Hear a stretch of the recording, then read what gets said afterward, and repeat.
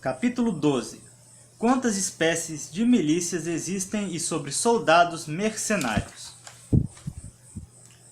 Tendo falado sobre as características dos principados, os quais já no início me propus comentar, e tendo considerado até certo ponto as causas de serem bons ou ruins, mostrando os métodos pelos quais muitos procuram adquiri-los e conservá-los, resta agora discutir de forma geral os meios de ataque e defesa relativos a cada um.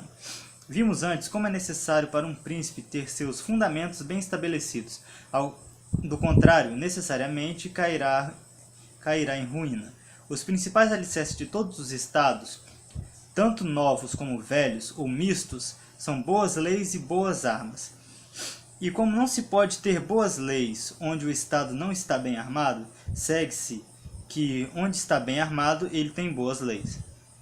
Deixarei as leis de fora da discussão e falarei sobre as armas. Eu digo, portanto, que as armas com as quais um príncipe defende o seu estado ou são próprias ou são mercenárias, ou auxiliares ou mistas. As mercenárias e as auxiliares são inúteis e perigosas. E se alguém mantém o seu estado baseado nessas armas, não estará nem firme nem seguro, pois elas são desunidas, ambiciosas, indisciplinadas, infiéis, valentes diante dos amigos e covardes diante dos inimigos.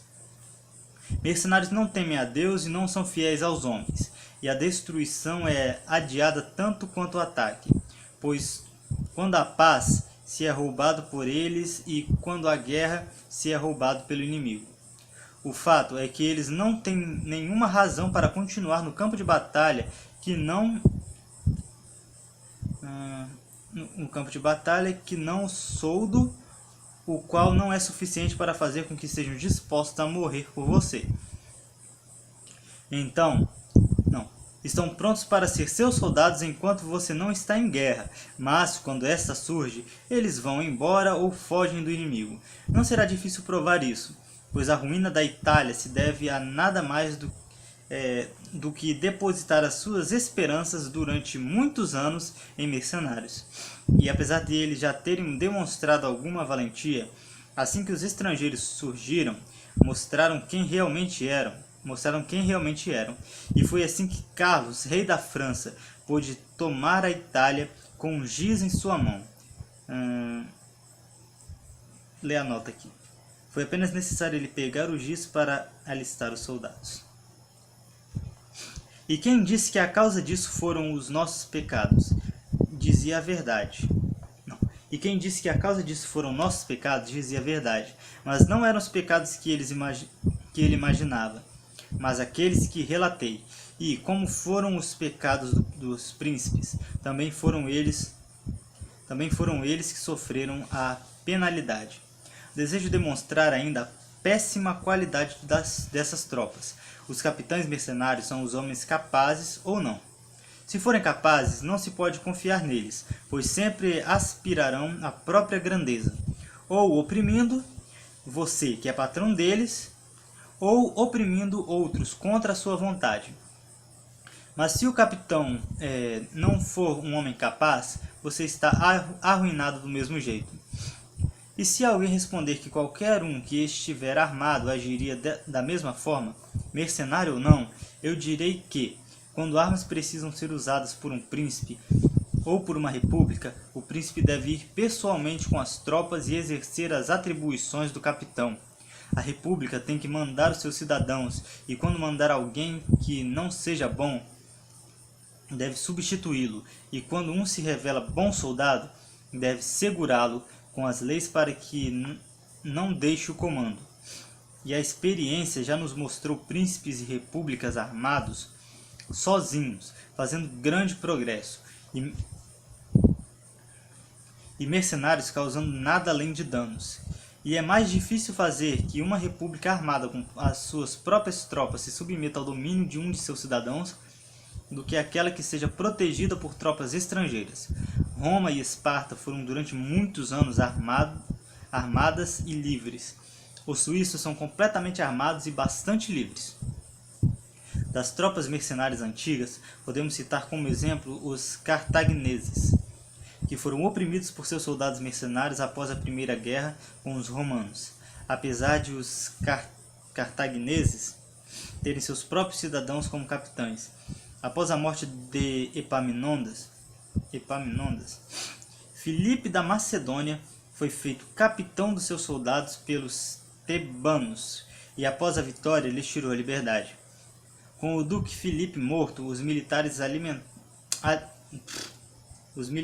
alistaram Francisco Sforza para combater os venezianos, e ele, tendo vencido o inimigo em Caravaggio, se uniu a eles para acabar com os milaneses, seus patrões.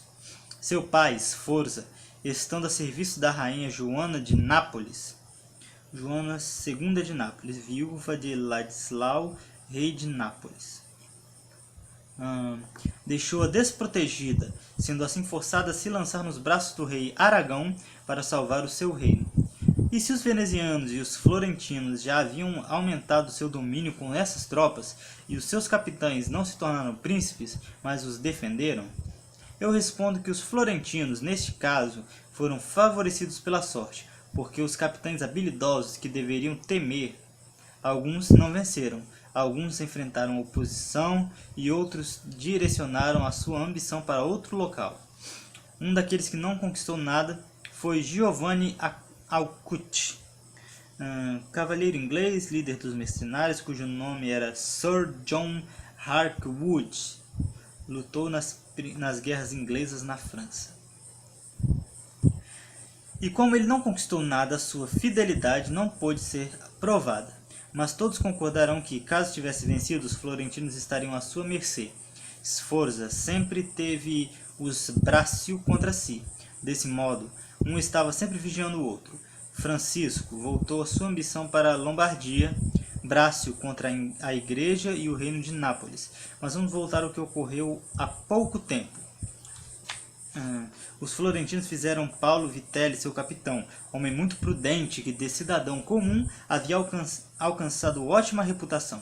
Se esse homem tivesse conquistado Pisa, ninguém pode negar que teria sido correto os florentinos estarem com ele.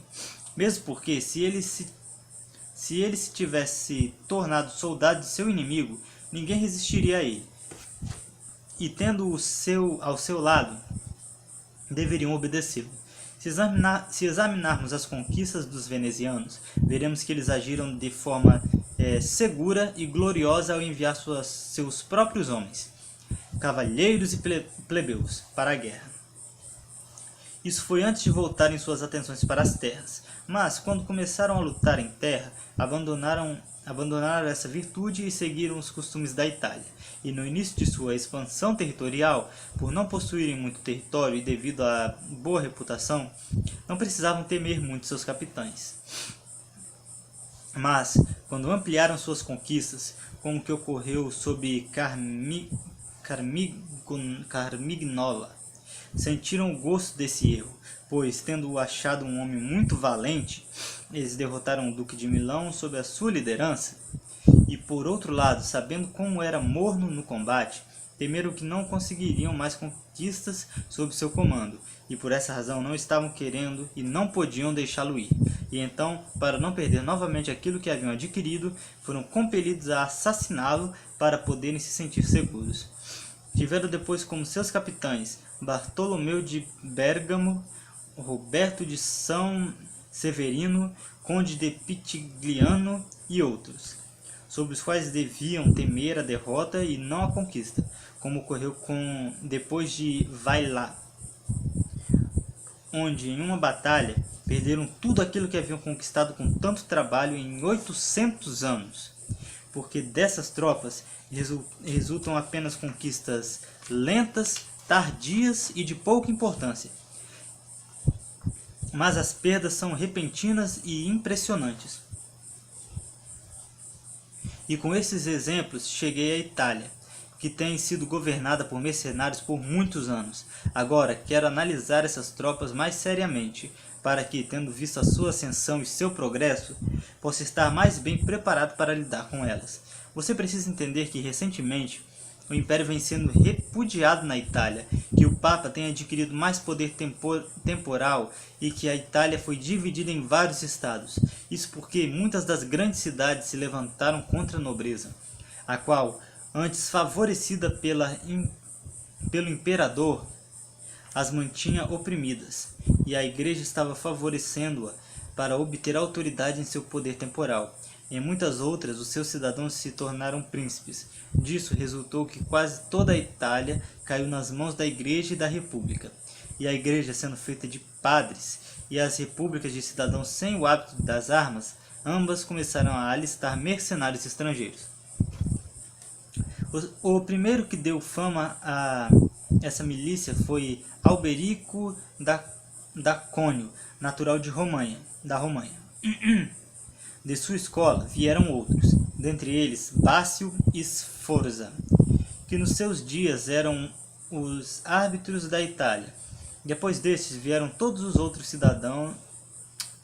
capitães que até hoje têm chefiado as tropas italianas, e o fim do valor destas foi quando a Itália foi invadida por Carlos, saqueada por Luís, violentada por Fernando e insultada pelos suíços.